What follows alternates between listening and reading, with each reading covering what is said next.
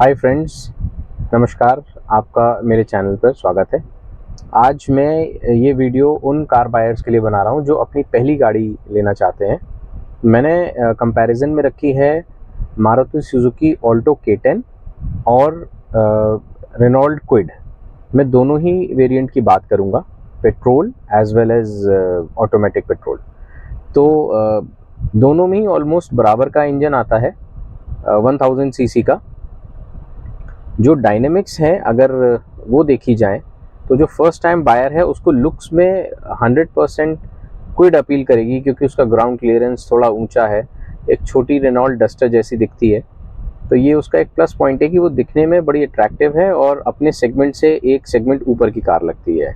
यहाँ पर Alto K10 एक रेगुलर कार लगती है और अपने फेसलिफ्ट के बाद वो उतनी डायनेमिकली बड़ी नहीं लगती जितनी क्विड लगती है। दो सेकंड एस्पेक्ट है जिसको हम कंसिडर कर रहे हैं, वो है रीसेल। तो रीसेल में लोग मारुति को पसंद करेंगे, क्योंकि रीसेल होने के लिए मारुति कार्स पैन इंडिया कहीं पर भी आप लेके जाइए उनकी वैल्यू आपको बहुत अच्छी मिलती है। तो उस लिहाज से रेनॉल्ट क्विड को मैं उतने मार्क्स नहीं दूंगा यहाँ पर, क्योंकि रेनॉल्ट क्विड का रीसेल उतना अच्छा नहीं है। चाहे आप किसी भी वेबसाइट के थ्रू देखें, रीसेल कार बाज़ार में भी देखें, तो रेनॉल्ट क्विड उतने प्राइस पॉइंट पे नहीं आपको पैसे देके जाती जितने पर ऑल्टो K10 आपको पैसे देके जाती है। तीसरा एस्पेक्ट हम कवर कर रहे हैं यहाँ पर सर्विस नेटवर्क का। ये बहुत ज़रूरी हो जाता है फर्स्ट टाइम बायर के लिए कि वो एक हैसल फ्री कार ओन करे और उसको अच्छे से एंजॉय करे। उसमें मारुति कहीं आगे है रेनॉल्ट क्विड से। रेनॉल्ट क्विड का डीलरशिप नेटवर्क काफ़ी वीक है और सर्विसेज हालांकि अच्छी हैं, लोग अच्छे से अटेंड करते हैं, गाड़ी भी डिलीवर करते हैं with in the timelines of the service. लेकिन मारुति ऑल्टो हर जगह अवेलेबल है, सर्विस सेंटर्स हर जगह हैं। एक सिटी में, if I am not wrong, एक सिटी में 4-4, 5-5 सर्विस सेंटर्स होने की वजह से जो रीच है कस्टमर की डिफरेंट लोकेशंस की, वो मीट आउट होती है। तो यहाँ पे ऑल्टो हर हालत में जीतती है। इसी के साथ एक पॉइंट ऐड किया जा सकता है कि सर्विस कॉस्ट किसकी कितनी है। सर्विस कॉस्ट भी ऑल्टो की ही बेटर है, क्योंकि इनके जो डीलरशिप्स हैं वो ओपन मार्केट में ओवर द काउंटर सेल्स करते हैं। उसकी वजह से जो स्पेयर पार्ट्स की अवेलेबिलिटी है वो आप बाहर भी कहीं रिपेयर कराएंगे कार को इन फ्यूचर, तो आप ओवर द काउंटर पार्ट को लेकर के उसको बाहर से सर्विस में इंक्लूड करा सकते हैं, जो कि रेनॉल्ट क्विड के साथ थोड़ा सा प्रॉब्लमेटिक है। इजीली जो मैकेनिक्स हैं वो अपनी जुगाड़ तुगाड़ करके तो सर्विस कर देते हैं, लेकिन प्रोफेशनल सर्विस के लिए अगर कोई हाथ रखे तो वो मारुति कार्स पर इजीली सर्विस करने के लिए तैयार हो जाते हैं। चौथा एस्पेक्ट है सेफ्टी। अब ऑल्टो में 6 एयरबैग आने लगे हैं, तो पहला सेफ्टी फीचर मुझे ये बहुत अच्छा लगा उनका। हालांकि बिल्ड क्वालिटी दोनों ही गाड़ियों की बराबर है, ग्लोबल इनकैप में दोनों ही ने 1 स्टार रेटिंग ली है। तो यहाँ पे एयरबैग्स ही हैं जिनकी वजह से हम इन गाड़ियों को कंसिडर कर सकते हैं। यहाँ पे मैं एक और चीज़ ऐड करना चाहूँगा, क्विड में आज भी कुछ चीज़ें हैं जिसमें छोटी छोटी चीज़ों पे कॉस्ट कटिंग की गई है, जैसे एक सिंगल वाइपर का होना, चारों व्हील्स में 3-3 नट होना, 4 नट ना देना, तो ऑटोमेटिक वेरिएंट में टच स्क्रीन देना और बाकी लोअर वेरिएंट्स में टच स्क्रीन ना देना, एलॉय व्हील्स ना होना। तो आज भी क्विड मुझे लगता है कई जगह कॉस्ट कटिंग कर रही है, लेकिन प्राइस में ऑल्टो के बराबर ही आ रही है।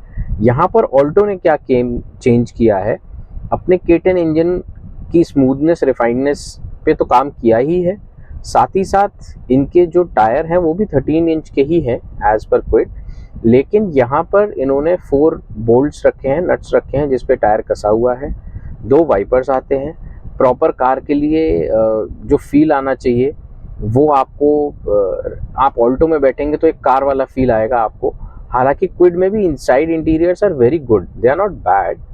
यहाँ पर ऑटोमेटिक की अगर बात की जाए अब नेक्स्ट पॉइंट पे, तो ऑटोमेटिक में जो नॉब सिस्टम है क्विड का वो बड़ा ही स्मार्टली प्लेस किया हुआ है, वो अच्छा लगता है यूज़ करने में। जहाँ ऑल्टो का ट्रेडिशनल गियर लीवर दिया हुआ है, उस गियर लीवर के थ्रू आप गाड़ी को मैन्यूवर कर सकते हैं।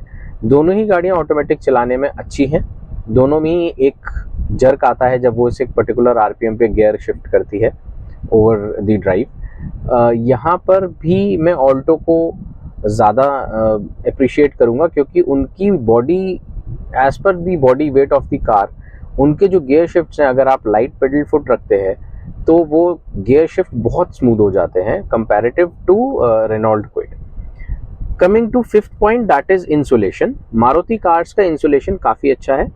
हाँ, उनके पहिए छोटे हैं, उनके सस्पेंशंस बहुत सॉफ्टर साइड रहते हैं, तो आदमी को अपने बम्प्स पे और जो भी पॉट होल्स है उनके ऊपर थोड़ा ध्यान से गाड़ी को ले जाना होता है, नहीं तो सबसे पहले शॉकर्स के साथ ही प्रॉब्लम आती है एंड बुश के साथ। रेनॉल्ट क्विड इस मामले में आगे निकलती है, इसकी ग्राउंड क्लियरेंस ऊपर होने की वजह से आप इसको रफ रोड पे भी यूज़ कर सकते हैं, अच्छा परफॉर्मेंस देती है। Now six point which is mileage. Mileage में I will give 70% weightage to Alto again, क्योंकि अगर आप इसको अगेन लाइट फुटेड चलाते हैं और कायदे से चलाते हैं सिटी और हाईवे पर, तो it give you ट्रेमेंडस mileage of 24+। कई लोगों ने पेट्रोल में 24+ का क्लेम किया है। क्विड में भी लोगों ने 20-24 टच करने की कोशिश की है, बट 23, 20, 22 पे ही मैंने ज़्यादातर वीडियोस और लोगों के रिव्यूज़ जो मैंने पता किए हैं वो वैसे ही हैं। तो अब मैं इस वीडियो के कंक्लूजन पे आता हूँ।